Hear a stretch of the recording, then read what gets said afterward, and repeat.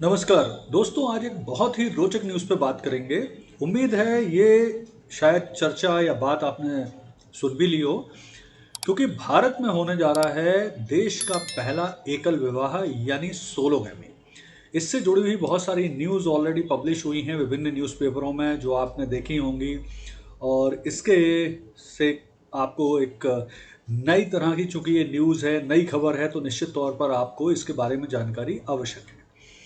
तो देखिए, चर्चा में क्यों है ये बात? तो चर्चा में इसलिए है कि अभी हाल में ही एक बड़ौदा गुजरात की लड़की है, 24 साल की, जिसका नाम है क्षमा बिंदु। उसने घोषणा की है कि वो 11 जून 2022 को खुद से ही शादी करने वाली है। जी हाँ, खुद से ही शादी करने वाली है। और खुद से ही शादी करने का ये भारत में ये पहला एग्जाम्पल है। और इस तरह की शादी को कहा जाता है एकल विवाह, स्वविवाह या सोलोगैमी। हालांकि एक संकेतात्मक विवाह होता है, इससे व्यक्ति अपना रिश्ता अपने साथ ही जोड़ता है। और ये जो क्षमा बिंदु है, ये प्रमुख रूप से एक प्राइवेट कंपनी में काम करती हैं।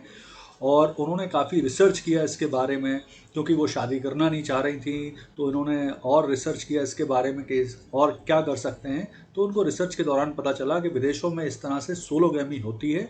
तो उन्होंने भी देश में पहले कोशिश करी इसके बारे में जानकारी प्राप्त करने की। फाइनली उनको पता चला कि भारत में इस तरह की कोई भी शादी नहीं हुई है आज तक।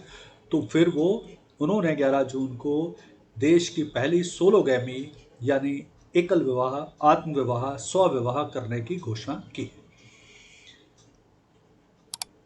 ये क्षमा बिंदु हैं, ये इनका इंस्टाग्राम प्रोफाइल है। और इसमें एक मुझे बड़ी मज़ेदार सी चीज़ लगी कि इन्होंने एक ये जो संस्कृत का डायलॉग है, जननी जन्मभूमि स्वर्गदापी गरियसी वगैरह, ये लिख के रखा हुआ है। तो इससे इनके बड़े व्यक्तित्व का अलग एंगल का भी पता चलता है।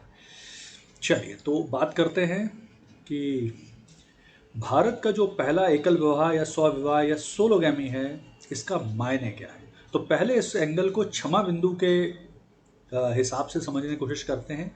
तो जो क्षमा बिंदु हैं, उनका कहना है कि स्वविवाह का मायना है अपने लिए प्रतिबद्धता और स्वयं से बिना शर्त प्यार करना। उन्होंने आगे कहा कि यह एक आत्म स्वीकृति का ही तरीका है, खुद से ही प्यार करना। और मज़ेदार चीज़ ये है कि इस विवाह करने के बाद, जब वो ये विवाह करेंगे 11 जून को, तो उसके बाद वो हनीमून पे भी जाने वाली हैं। और इसके लिए वो गोवा में 2 हफ्ते का एक हनीमून प्लान कर रही हैं। अब ये हनीमून कैसे होगा, क्या होगा, ये तो वो ही जानती हैं। चलिए, अब इस तरह की जो शादियां होती हैं, इन्हें क्या कहा जाता है? तो देखिए, इस तरह की शादियों को प्रमुख रूप से सोलोगैमी या स्वविवाह या आत्मविवाह कहा जाता है। अब देश में इस पर काफ़ी चर्चा होगी, काफ़ी न्यूज़ में रहेगी। क्षमा बिंदु भी काफ़ी न्यूज़ में होने वाली है, काफ़ी उनके इंटरव्यू ऑलरेडी हो गए हैं और बहुत सारे होने वाले हैं। देखिए, इस तरह की शादी ऐसी होती है कि इसमें विवाह से जुड़े हुए सारे रिवाज तो अपनाए जाते हैं। बस अंतर ये होता है कि वो व्यक्ति वो रिवाज खुद ही कर रहा होता है। और इसीलिए इसे सेल्फ मैरिज बोलते हैं, क्योंकि सारे रीति रिवाज वगैरह वो खुद ही कर रहा है, खुद से ही कर रहा है। देखिए, एक और इसमें रोचक तथ्य है इस शादी में क्षमा बिंदु की, कि इनके जो माँ बाप हैं, वो इस शादी का विरोध नहीं कर रहे हैं, बल्कि वो अपनी बेटी के जो बेटी ने निर्णय लिया है उसका समर्थन कर रहे हैं, पूरा सपोर्ट कर रहे हैं, और उन्हें कोई आपत्ति भी नहीं है इससे। तो ये भी एक बड़ा भारतीय पेरेंट्स की दृष्टिकोण में एक बड़ा परिवर्तन लगता है इस तरह की बात से। अब हम बात करते हैं, क्या विदेशों में इस तरह की शादियां होती हैं? तो जी हाँ, बिल्कुल होती हैं। विदेशों में काफ़ी कॉमन है इस तरह की शादियां। और ऐसे लोगों की भरमार है पूरे विश्व में, विभिन्न यूरोपियन और अमेरिकन देशों में, जहां वो सेल्फ मैरिज करते हैं। तो इस तरह की शादी कई उसमें होती हैं। अब थोड़ा सा हम अगर हम इतिहास की बात करें, सोलोगैमी का इतिहास था क्या या है क्या, तो पहला जो उदाहरण है सोलोगैमी का, वो प्राप्त होता है 1993 में, जब अमेरिका की एक डेंटल हाइजीनिस्ट थी, लिंडा बेकर। इन्होंने सोलोगैमी की थी, मतलब स्वविवाह किया था। तो ये पहला एग्जाम्पल 1993 में मिलता है। इसके बाद भी काफ़ी देशों में, यूरोपियन और अमेरिकन देशों में इस तरह की शादी हुई। और लिंडा बेकर ने तो जो शादी की थी, उसमें उनके अपने 75 दोस्तों ने भी भाग लिया था, और सारी रस्में भी की गई थी इस शादी में। और एक मज़ेदार और इसमें तथ्य है कि सोलोगैमी तलाक भी हो चुका है। तलाक भी हो चुका है। पिछले साल एक ब्राज़ील की मॉडल थी क्रिस गैलेरा, जो 33 साल की थीं। उन्होंने इस तरह की अपने सोलोगमी मैरिज के 90 दिन बाद अपने सोलोगमी विवाह को समाप्त घोषित करके तलाक घोषित कर दिया था, क्योंकि उनको किसी व्यक्ति से प्यार हो गया था।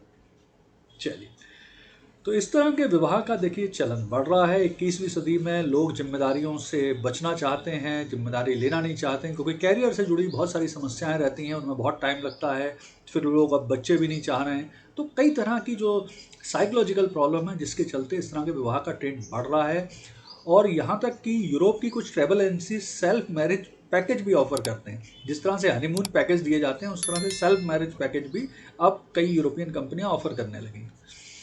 अब इसका एक और पक्ष देखते हैं कि कानून क्या कहता है इस तरह की सोलोगमी वगैरह के मामले में। तो देखिए, कानून की अगर हम बात करें तो इस तरह का जो स्वविवाह या सोलोगमी है वो किसी भी देश के कानून द्वारा मान्यता प्राप्त नहीं है। यानी इस विवाह को, ऐसे विवाह को कानूनन मान्यता प्राप्त नहीं है। ये विवाह मुख्य रूप से टोकन होते हैं, यानी प्रतीकात्मक ही होते हैं, और कानूनी रूप से किसी पे बाध्यकारी नहीं है, क्योंकि दो पक्ष ही नहीं है तो बाध्यकारी कैसे होंगे। और इसके लिए उन्हें कोई कानूनी दस्तावेज भी नहीं बनवाना पड़ते, अपना वैवाहिक स्टेटस भी नहीं बदलना पड़ता है। अब बात करते हैं भारतीय कानून की। तो भारतीय कानून के अनुसार कोई भी व्यक्ति खुद से शादी नहीं कर सकता। शादी में दो व्यक्तियों का होना आवश्यक है। यानी इस तरह से सोलोगमी भारत में कानूनन वैध नहीं। तो ये तो है मैटर सोलोगमी का, और आने वाले समय में निश्चित तौर पर इस पर काफ़ी बातचीत होगी, न्यूज़ आएगी और चर्चा में रहने वाला ये टॉपिक। तो उम्मीद है ये विषय आपको पसंद आया होगा। कृपया चैनल को सब्सक्राइब, लाइक और शेयर करें। आगे भी मैं इस तरह की रोचक जानकारी लाता रहूँगा। धन्यवाद।